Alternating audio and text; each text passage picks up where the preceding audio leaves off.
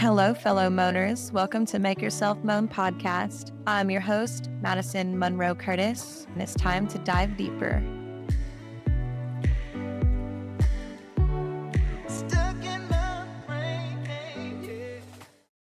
I wasn't feeling those colors. I think purple on purple is nice. Hi, welcome back to the Make Yourself Moan podcast. I'm your host, Madison Monroe, and I'm so glad that we made it back here once again together. There was an episode I did talking about how much I love my partner, but I still want more. And y'all ate that up. The algorithm says I should do more like that. That's a vulnerable topic. The world, especially America, tries to say it's not okay to want multiple people. You just need to pick one person and settle down and stay with them your whole life. Maybe. But what works for these 500 people may not work for this person or thousands of others. At the beginning and end of each day, for anything to work, we gotta be honest. Not just with others, ourselves. And if we're being honest, no matter how amazing your partner is, you probably will think about having sex with someone else at some point in your relationship. That doesn't mean you have to act on it or that you're going to get to or that you could even, because not everyone is open to an open relationship. Relationships between people really are a build it yourself sort of thing. Y'all are completely different people that have to figure out what's working for you, what's not working, and you constantly compromise. For me and my partner, if you've watched that episode, then you've heard I had to choose. Either I keep things suppressed until I explode and just walk away from something I don't want to leave, somebody that I don't want to leave, because of these feelings that feel really strong and just keep getting stronger, and I don't even really know what they are. Instead, I did the opposite of biting my tongue and told him I want to be intimate with other people. I want to experience things that I can't with him, but that didn't mean I wanted to not be with him anymore. Not at all. And through having those hard conversations, we got closer together. And I honestly felt so much better once I said it out loud. It stopped bubbling up inside of me. And I really was like, oh, well, how you just responded and reacted was so sexy. The need that I thought was so high went so down because I was like, oh, I don't know. It just, sometimes we say things out loud and once we do, we feel better.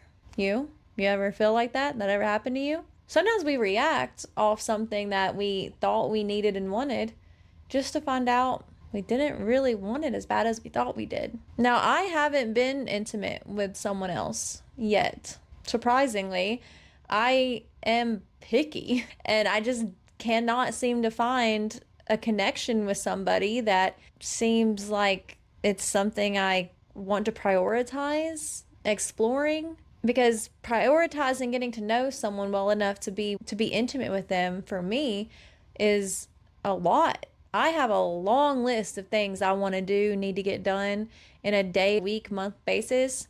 We're converting a school bus into a home. I'm out here building my side hustles because now they have to become my main hustle. They have to become something that puts food on the table for my family. I don't got time to go on these bad coffee dates and wonder if someone has mouth bacteria. Are they gonna use a condom? Do they have any other diseases? Or are they gonna be creepy?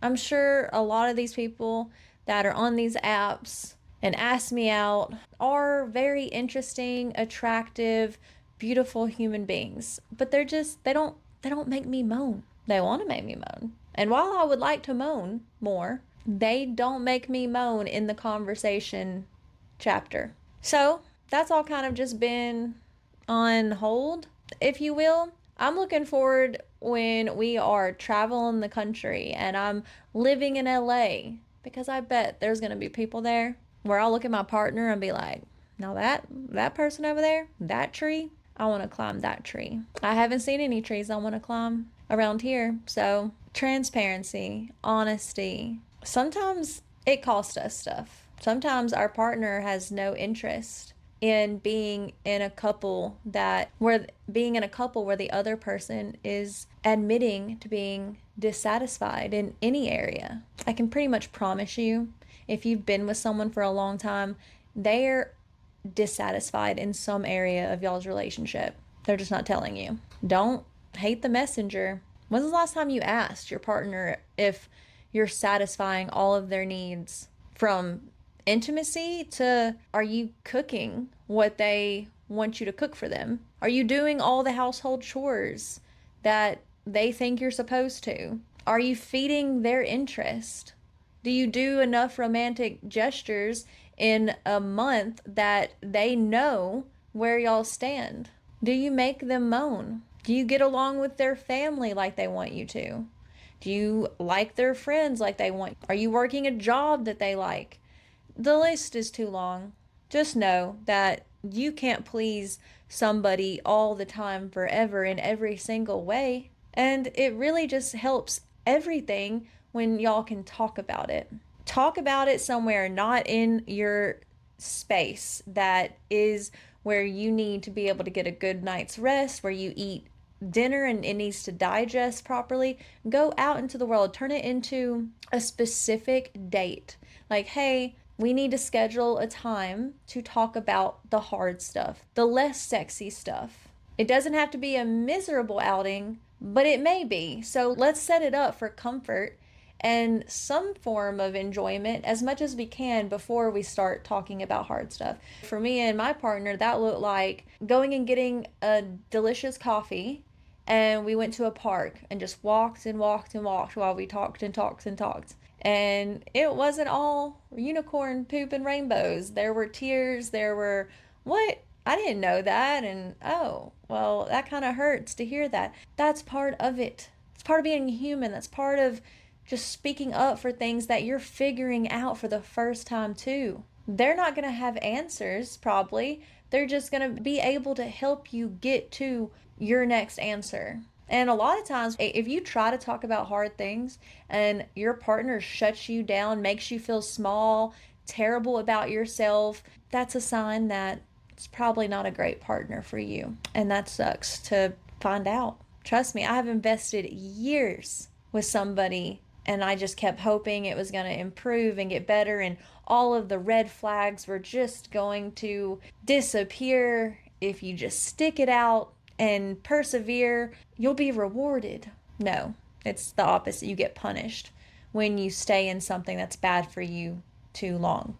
You get punished. It's hard out here wanting things that you can't have and wanting things that you feel like you're not supposed to want. Why do we feel that way? Sometimes it's very valid, but sometimes it's just internalized shame from people that lived before us that were rich or had a position of power, and they made other people feel bad because they lived a way that the person that was rich and in power didn't want them to live, or they just wanted to live like that themselves. So they created this thing called shame. And we are sheep. People tend to imitate other people. It's very rare that you see people out here just thriving in their uniqueness and going against the current, and they might be for this thing up until they're like, oh, actually, I literally just heard what you said, and no, absolutely not. It is always good to have your ears, these holes on the side of your head, if you have the blessing of hearing and these blessing of seeing, turn those on and always be taking in things for what they are, and don't just blindly and deftly follow. We humans are destined to fail at things and to be flawed and to make mistakes. It's kind of what makes us epic, because then we can apologize. We can work to make things right. We can do better. We can learn from our mistakes. It's how we become better people. Even though I've had these tough conversations with my partner about wanting intimacy with other people, I'm still scared. I'm scared about what that's going to be like when that happens. And what if and when he wants to be intimate with someone else? It's always nice to eat your cake and have it too until people are starting to eat some of your cake. My cake is my partner in the situation. I can't be a hypocrite though. It's easy to be one and I want to be. But at the end of the day, being a hypocrite and it working well for you doesn't usually happen. So my job is to keep figuring out what it is I want to feel like I can explore, and why is that, and what does that mean, and then I have to talk to the people in my life that that would affect. It doesn't stop there. Then they have emotions and feelings about it, rightly so, and then we continue that conversation as often as it needs to be had. We can do the things that we're scared of doing. Most of the time, whatever those things are, when we do them, we unlock a version of ourselves that we were destined to become. Puzzle pieces of our life start fitting together. Sometimes it feels like a cat ate one of them and you're never going to be able to find it because the vacuum also sucked up some, and then someone dumped a glass of water and now pieces of you are just ruined. I don't think anything worth keeping can ever really be ruined by you being more honest about how you feel and what you want and what you think. If I can do anything in this lifetime, I hope it's to live so hard, like live so big that on my deathbed, if I get a chance to think about my life, I want to say there were a few hiccups there, but you did it. You did life. You lived. And then the next thing I want to be able to feel is that I inspired other people to live bigger and louder than they were before I came along. I want to inspire people like how I've been inspired by others. It's just something I can't help. I was put here to do it. I can't inspire everyone because some people will hear me and see me and they don't want anything to do with what I represent. That's fair. That's their prerogative. That's fine. I'm not put here to make everybody like me. I'm just here to exist as authentically and genuinely and as kindly as I can. I'm just really grateful to be alive and have things like this podcast to share what's in here and what's in here. Hopefully it can help in some way what you feel in here and think in here. We need each other, human to human. You matter, and I know I matter. Together we can make this world a better place. How? Well, that's up to us. It's whatever I can bring to the table combined with what you can bring to the table. But we got to do the freaking work to get to that spot. And then it just really never ends. We just keep going through the trials of life and then getting to celebrate and cry and mourn and then celebrate and cry and mourn and celebrate. And it's just like all the life stuff, you know? Let's go have some honest conversations and make ourselves moan about how brave we are. Until next time, I'm Madison Monroe, and this is my podcast. If you liked it, please like, share, follow, share it with someone that came to your mind, watch it with your partner so y'all can both be like, that girl is crazy, but like anything on your mind that you haven't told me. And I hope it works out for you. It can. It has to. When you're honest, eventually it's going to make sense. I love you. Bye. Thank you for tuning in to Make Yourself Moan. Remember, self-love and raw truth are your power. So keep diving deeper and turning up the volume on truth and healing. Until next time, I'm Madison Monroe Curtis, sending you love and loud moans of confidence. If you feel led to, please follow me, like, subscribe on all those socials. I'd love it if you send or email me any and all topics on your heart and brain, and let's unravel those together. Until next time, just keep moaning.